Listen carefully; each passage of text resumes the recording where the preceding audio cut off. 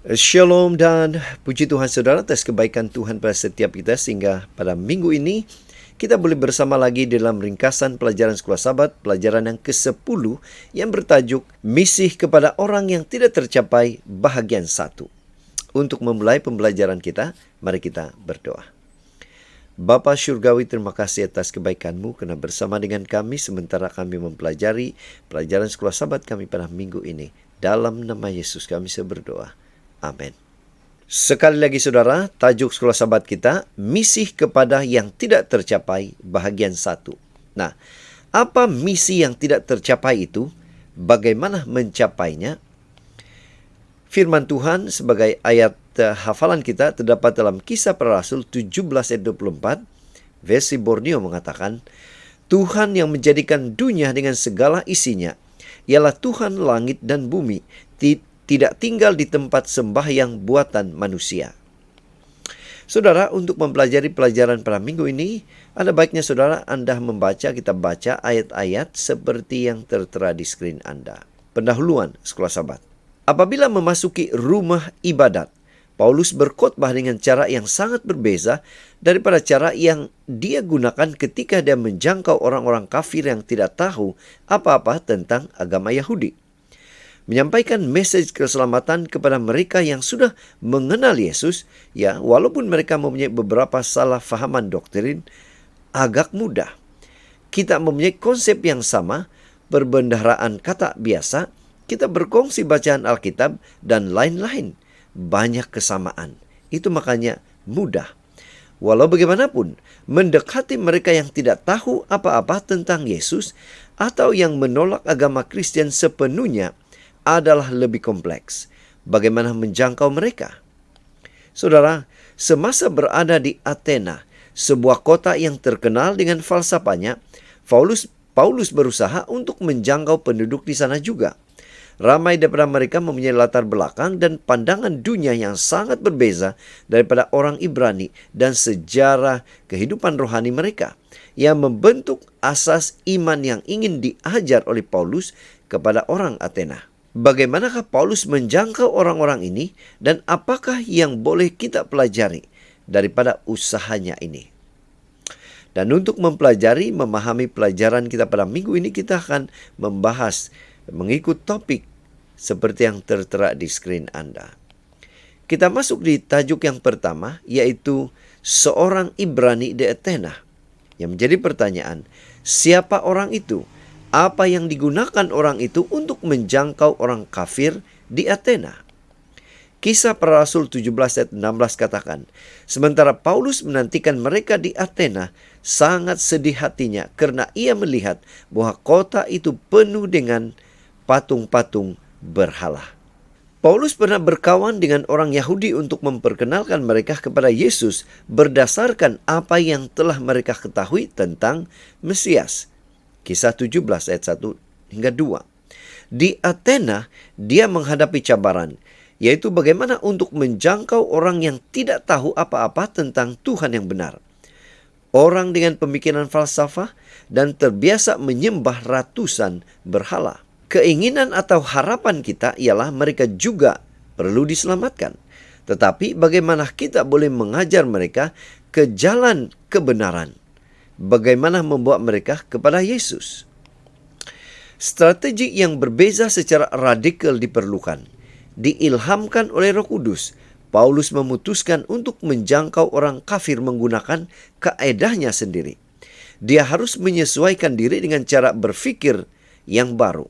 Jika dia bercakap dengan orang Yahudi di rumah ibadat seperti seorang rabi, dia akan bercakap dengan orang kafir di dataran atau di jalan-jalan kota seperti ahli falsafah.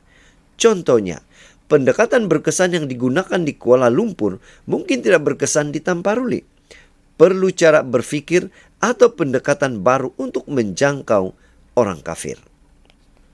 Saudara, di skrin saudara adalah soalan-soalan yang kita boleh bawa di dalam perbincangan Sekolah Sabat kita dalam pelajaran pertama.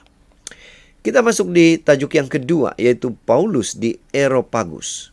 Nah, apa strategi Paulus untuk menjangkau orang di Areopagus yang menyembah berhala? Kisah Para Rasul 17 ayat 20 hingga 21. Sebab engkau memperdengarkan kepada kami perkara-perkara yang aneh, karena itu kami ingin tahu, apakah artinya semua itu. Adapun orang-orang Athena dan orang-orang asing yang tinggal di situ tidak mempunyai waktu untuk sesuatu selain untuk mengatakan atau mendengar segala sesuatu yang baru. Saudara, selepas beberapa lama berkhotbah di dataran atau di jalan-jalan, orang Athena terkejut dengan idea atau falsafah yang disampaikan oleh Paulus. Pencari atau peminat ajaran baru ini, orang Athena sendiri ingin memahami dengan lebih jelas apa yang Paulus beritakan tentang Tuhan-Tuhan baru, ajaran baru, perkara-perkara aneh. Apa yang dia katakan tentang Tuhan tidak ada kaitan dengan cara Tuhan mereka yang berubah-ubah. Terbiasa membahaskan pemikiran falsafah, mereka melihat keselarasan pemikiran mereka dengan apa yang Paulus sampaikan, maka mereka tertarik. Paulus telah menjadi akrab dengan pemikiran dan budaya Yunani. Dia telah membaca pengarang klasik dan berjalan di jalan-jalan Athena, memerhati dengan teliti segala yang dilihatnya, dan memahami cara berpikir dan bertindak penduduknya. Dalam situasi ini, Roh Kudus sedang mempersiapkan Paulus untuk cara baru berkhotbah kepada orang yang tidak pernah mendengar tentang Tuhan yang benar. Orang-orang yang paling bijaksana di antara pendengarnya tercengang ketika mereka mendengarkan alasannya. Dia menunjukkan dirinya akrab dengan karya seni mereka, kesusastraan mereka, dan agama mereka. Ellen G. White, The Act of Apostle, halaman 237. Dan di screen saudara adalah soalan yang kita boleh bahas bincang berkaitan dengan tajuk yang kedua. Kita masuk di tajuk yang ketiga, yaitu Paulus dan Tuhan yang tidak diketahui. Apa peranan Injil dalam menjangkau orang Athena yang diterapkan oleh Paulus? Kisah Para Rasul 17 ayat 22 hingga 23. Paulus pergi berdiri di atas Areopagus dan berkata, "Hai orang-orang Athena, aku lihat bahwa dalam segala hal kamu sangat beribadah kepada dewa-dewa. Sebab ketika aku berjalan-jalan di kotamu dan melihat-lihat barang pujaanmu, aku menjumpai juga sebuah mezbah dengan tulisan, kepada Allah yang tidak dikenal. Apa yang kamu sembah tanpa mengenalnya, itulah yang kuberitakan kepada kamu." Saudara, dalam kajian dan pemerhatian Paulus di Areopagus, apakah cara Paulus berurusan dengan orang kafir? Kisah Para Rasul 17 ayat 22 hingga 23. Perhatikan saudara apa yang Paulus lakukan. Paulus memuji mereka. Dia memuji fakta bahwa mereka adalah orang-orang beragama, berminat dalam perkara rohani. Kedua, Paulus menghormati mereka. Dia tidak menyebut mereka sebagai pakar yang akan mengubah persepsi mereka tentang dunia, tetapi sebagai seorang yang ingin berkongsi pengetahuannya sebagai orang yang setara dengan mereka. Ketiga, Paulus memanfaatkan poin-poin yang sama. Dia mendapati di mezbah tentang Tuhan yang tidak diketahui.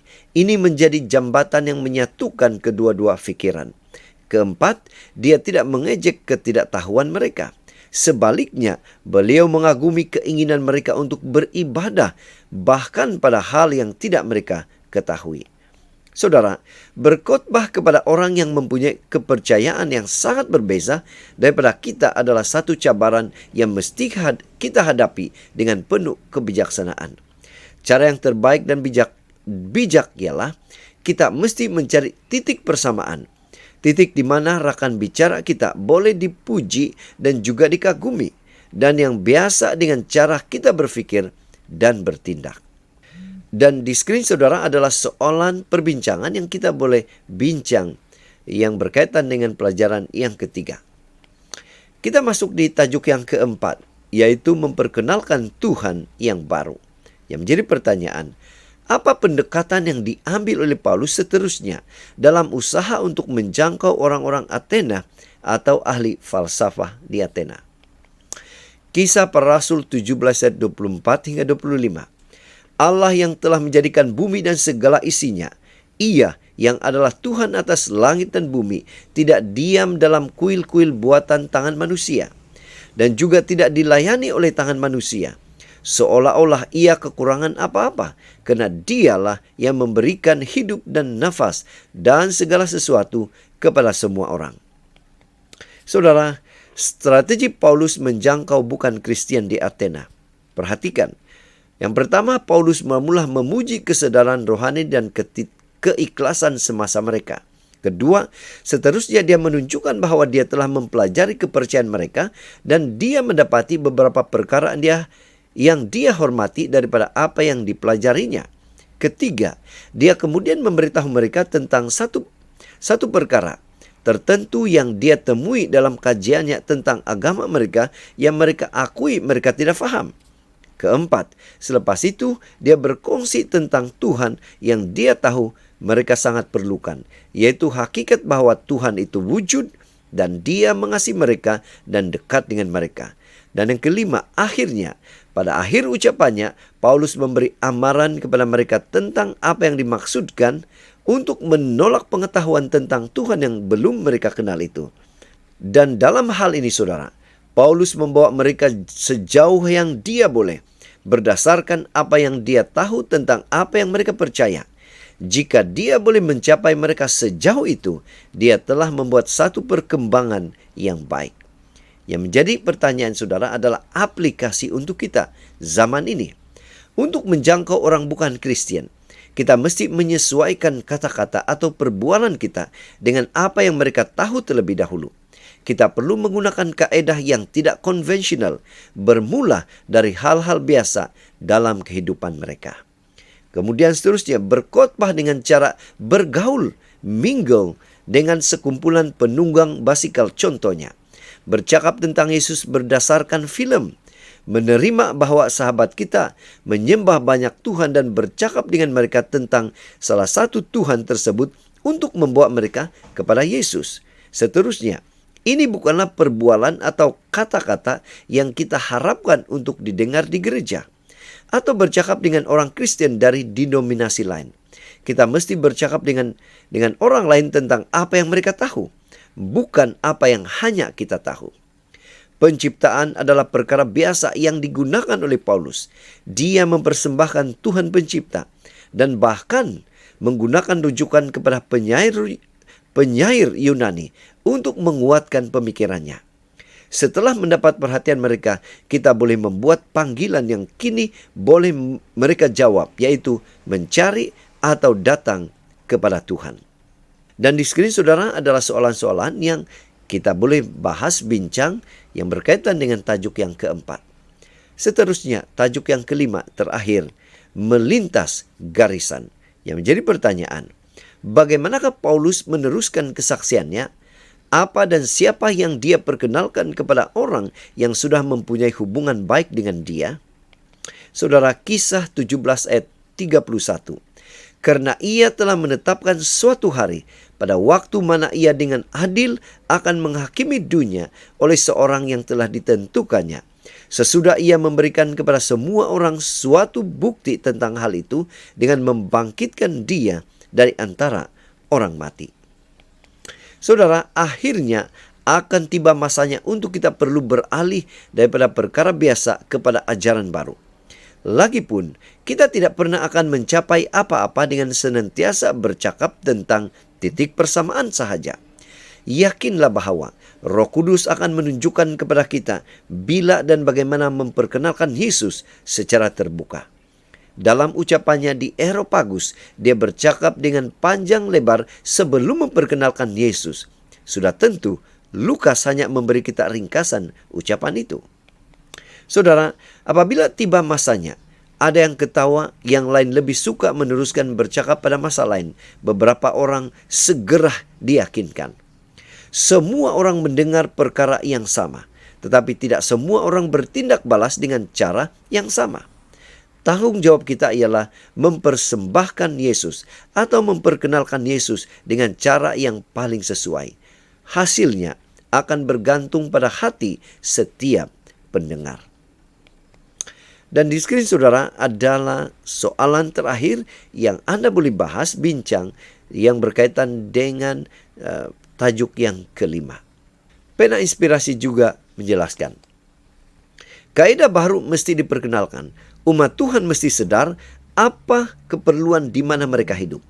Tuhan mempunyai orang-orang yang akan dipanggil untuk melayaninya. Di kota-kota besar, message yang kita sampaikan akan keluar sebagai pelita yang menyala.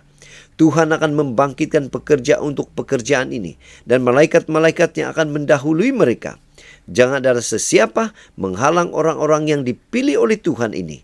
Jangan larang mereka. Tuhan telah memberikan pekerjaan ini kepada mereka. Biarlah message itu disampaikan dengan kuasa yang besar sehingga pendengar akan yakin.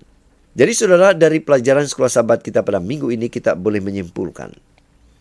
Apa strategi Paulus dan kita pada zaman ini dalam menjangkau orang yang tidak mengenal Tuhan atau orang kafir atau mereka menyembah berhala?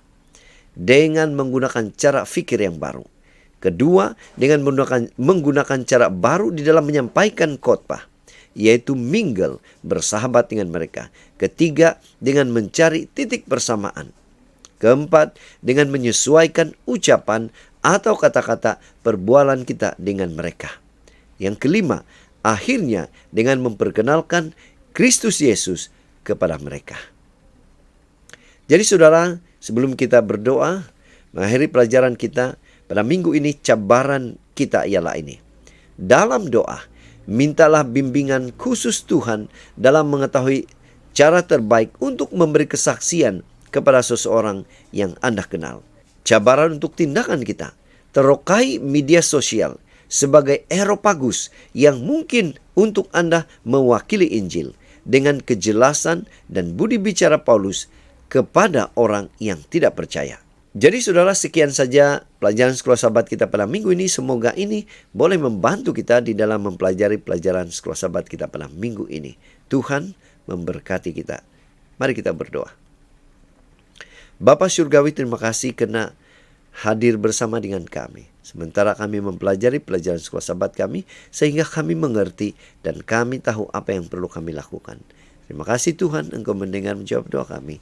Dalam nama Yesus kami berdoa. Amin.